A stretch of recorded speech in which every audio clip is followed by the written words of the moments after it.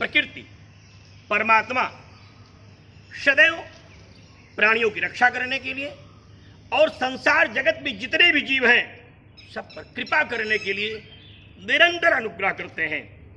मानो तो भगवान की सबसे उत्कृष्ट संकल्पना है।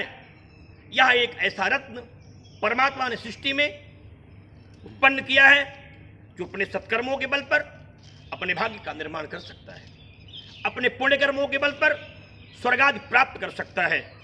और यदि कदाचित अपने कर्मों से विमुख हो गया, यह सुंदर सा मानव तन पा करके भी वह दुख और शोक को प्राप्त होते हुए जीवन में विपत्ति और दुर्गति के साथ साथ कष्टों को भोगते हुए अपने इस जन्म को भी नष्ट कर सकता है।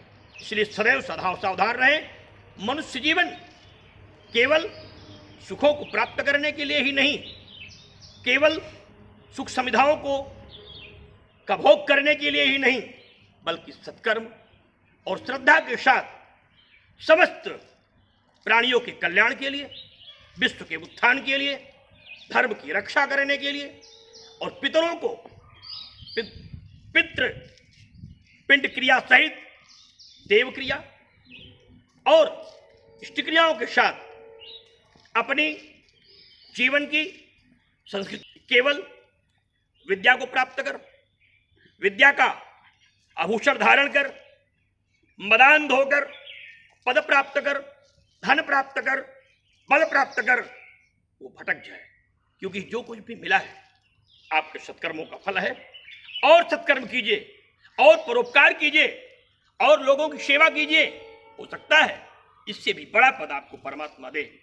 कहीं अहंकार में आकर, कुसंग में आकर अपनी संजोई हुई धरोहर को न खोए।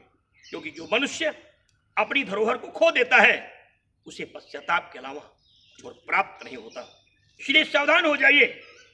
जन्मदात्री माँ, संस्कार दात्री संस्कृति को प्रदान करने वाली मेरी ये भारत माँ की भूमि, मेरे आराध्य गुरुजन, पूज्यजन, प्रियजन, सुधीजन, विधिज्ञजन सब आपके साथ जुड़े हैं। सबके प्रति आपका दायित्व भी है और आपका कर्तव्य भी। अपने कर्तव्यों को समझें, उस पर चलने का प्रयास करें और उस पर चलकर अपने जीवन का निर्वहन करें।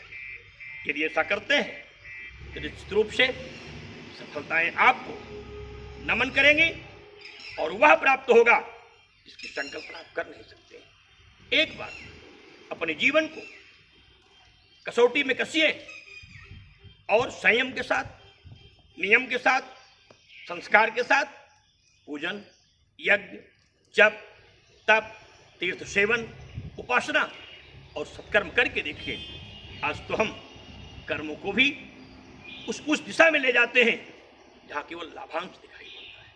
लाभांश में ही नहीं, परमात्मा के अनुग्रह के लिए भी हम सत्कर्म करें, स्वतः ही सब कुछ प्राप्त हो जाएगा। अपने जीवन को इस समस्याओं से बचने के लिए और समस्याओं से निकलने के लिए अवश्य ही करते हुए सफलता को प्राप्त करें। मेरी मंगल कामना है, तो आपसे प्रार्थना भी है कि आप सबका जीवन सुख शांति के साथ वृद्धि को प्राप्त हो। यह जो जीवन में प्रत्येक क्षण समस्याओं का विशालकाय स्वरूप दिखाई पड़ता है, इससे बचने के लिए अपने इष्ट, अपने देवी देवता, अपने कुल देवता, अपने आराध्य देवता और अपने पूर्वजों के प्रति निष्ठावान बने। देखें, कोई भी समस्याएं आपको पराजित नहीं कर सकती। जय भारत।